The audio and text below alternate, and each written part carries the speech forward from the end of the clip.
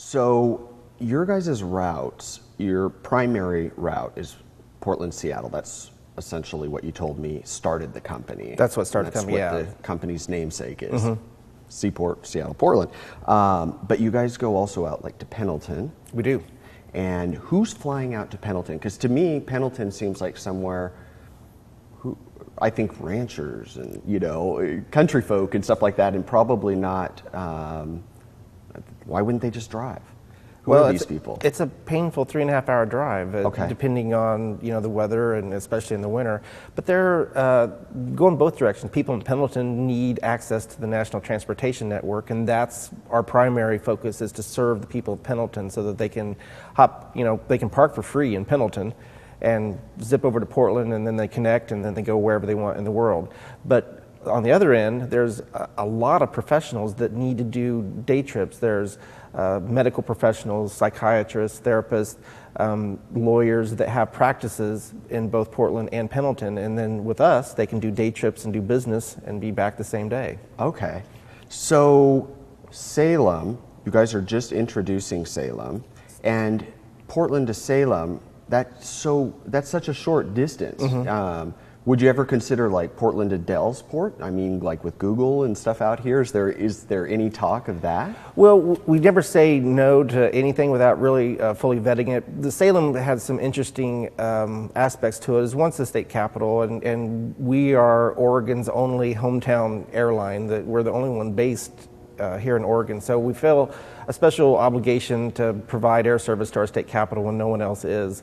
It's also, we were overflying it every day anyway on our way to Newport. So a quick stop into Salem to pick people up so they can get to Seattle or get to other points in the state. And again, it's a parking issue. If you drive to Portland, those people are going to be paying $12 to $18 for parking versus they can pay $3 for parking in Salem. Okay. What does it cost for like a ticket then between Portland and Salem? We're starting tickets at $29. You're kidding. $29? Now, is that just one way? Yes. Yeah. Okay. So $29 and you can fly from Portland to Salem. Yeah. So that would make sense for a lot of people. Yeah, the convenience factor goes way up. It's really not that much money to get you right there at the Portland airport and then hop on the plane and go wherever else you want. Now, Newport, what about that? Who's flying out to Newport? We have both tourists in the summer, tourists going to the Oregon coast to vacation, and then the same, people in Newport, it's a painful 3-hour drive down windy roads. So they're using our service to get into the airport so they can then connect and go onto other destinations. Okay. So because I want to talk a little bit more about your expansion and some of the new routes that you guys are considering and some that you're actually in the process of implementing in our next segment. But before we get to that, what about the experience as far as when people get there? Because this is something, I mean, this is what makes it so attractive to me, and I'm sure I'm not alone on this, is you can arrive, like you said, 15, 20 minutes before your scheduled flight, and you don't have to go through taking your shoes off and your watch and basically undressing and then subjecting yourself to potentially some other, ego bruising activity. You don't have to deal with any of that with you guys.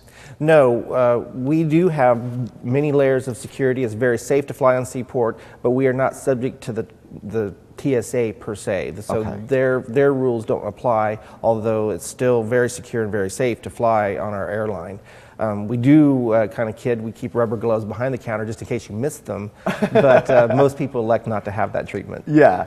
So what does a safety check consist of for you guys, or security check for your guests? Well, we're asked that a lot, and for obvious reasons, we don't kind of outline what our safety procedures and safety protocols are, because it wouldn't make sense to this is what we do, and it's exactly how you can do it and exactly. Get around it. I will say though that we are fully TSA compliant. That routes that we're looking at in the future will be from main terminals to main terminals. So we will have kind of a split service. That in some places we will be a more traditional airline like people expect, and then some places where it makes sense, like between Portland and Seattle, we'll stay with our current business model where the screening is done on a more private basis. All right. What about pets? Can people bring their Absolutely. animals? People do all the time. We ship lots of pets, and we actually ship tropical fish out of Pendleton So that tropical fish out of Pendleton. Yes, there's a People, is that a tropical fish place?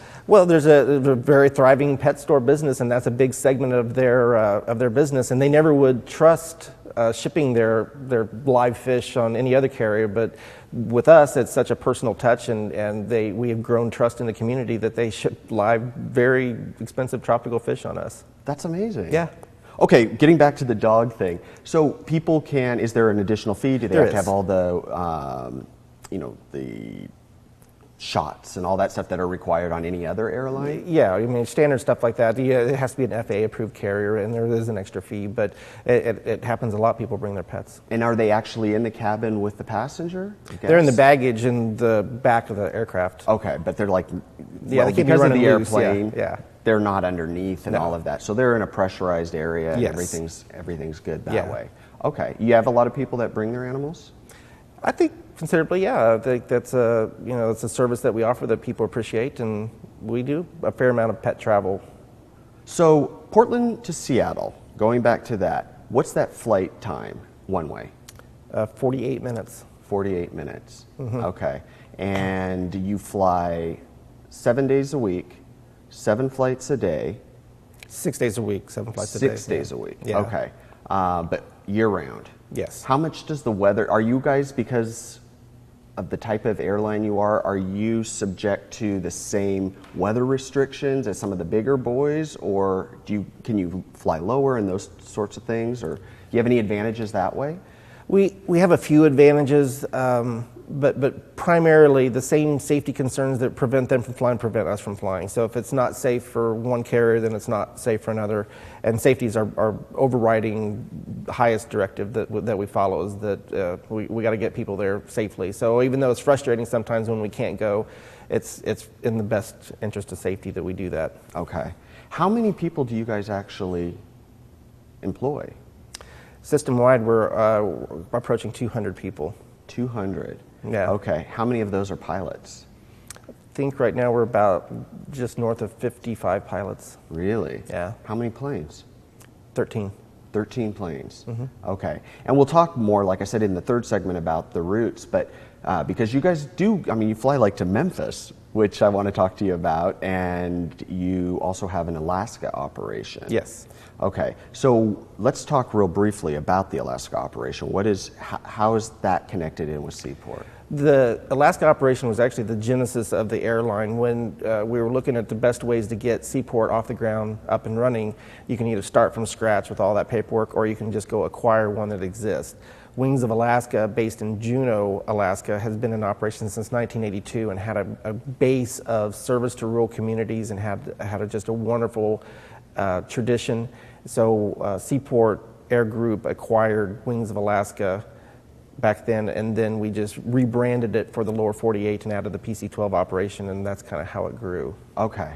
Well, when we come back, let's talk about where you guys are going from here, because starting in 2008 and what you've already accomplished, pretty impressive.